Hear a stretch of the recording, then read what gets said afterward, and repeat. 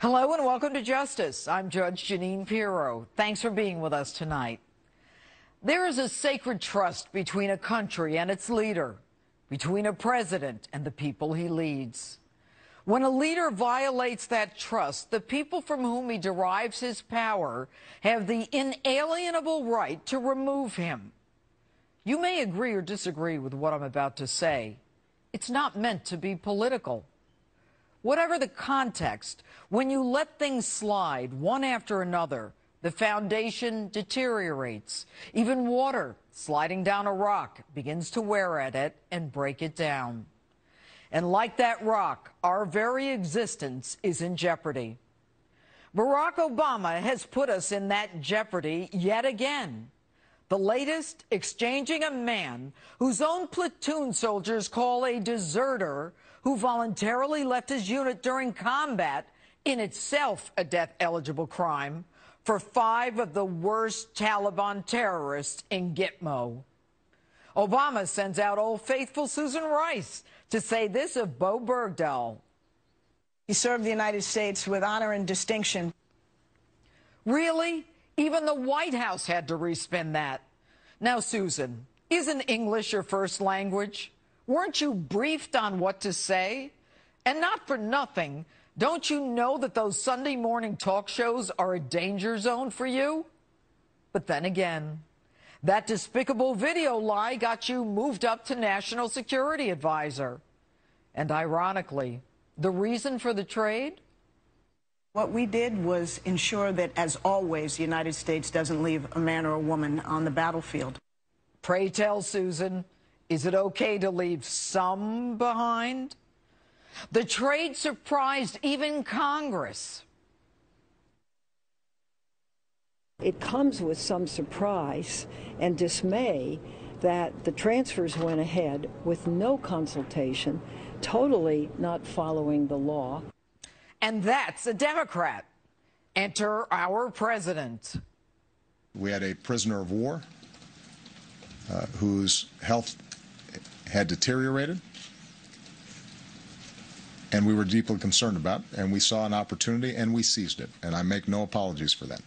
But when key senators didn't buy the ill excuse, a new narrative emerged. The Taliban would kill Bergdahl if you followed U.S. law and told Congress. Seriously? Mr. President, my sources tell me that you knew Bergdahl's location for months. Why didn't you send in SEAL Team 6? It would have made another great photo op. Why didn't you send in those drones? Could it be, Mr. President, he was your excuse to release 5 Taliban terrorists from Gitmo? Those 5 men, the worst of the worst. Some wanted by the UN for mass murders, killing thousands, Al-Qaeda connected. These are the guys who behead their enemies, including children. They hate America and everything we stand for. And you released them, knowing many returned to the battlefield because Arab country Qatar assured you that they do not pose a threat to us? And you're good with that? You buy it? You think 12 years in Gitmo has softened their resolve to kill us? Mr. President, you didn't just release them. You unleashed them. And you alone will be responsible for the hell that will be unleashed on us. You have teed us up for death and destruction. And don't give me this hogwash that they're prisoners of war who have to be freed when we leave Afghanistan. They are not prisoners of war. The Taliban is not a country. They are enemy combatants who can be held indefinitely and should have been tried for their crimes.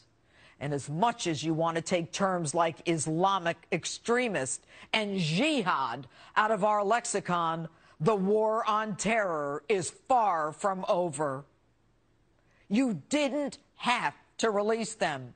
And I don't give a damn whether you try them at Gitmo, in a military tribunal, or in a federal court. United States attorneys have prosecuted these dirtbags and convicted them time and again. Here's the bottom line. You negotiated with terrorists. You broke the very law that you signed. You have shown terrorists that they can win concessions by kidnapping Americans. In the history of this country, we have never traded mass murderers for a deserter. My father and grandfather fought in World War II. Ironically, you go to Normandy 70 years later, where my grandfather was injured, and make like you respect the military. You call yourself a commander-in-chief. But what commander-in-chief doesn't support a surge but sends in 40,000 troops anyway? What commander-in-chief reduces benefits to those in the military, closes the Veterans War Memorial, reduces the Army to pre-World War II levels, knowingly allows veterans to die in our hospitals, while replenishing the enemy in a time of war? Mr. President, you are destroying this country. You have diminished us on the world stage. You have trampled on the very laws that you swore to uphold. You are not a true commander-in-chief. We've impeached a president for lying about sex with an intern. Your actions, far more egregious, demand impeachment. And that's my open. With me now, former federal prosecutor and author of Faithless Execution, Building the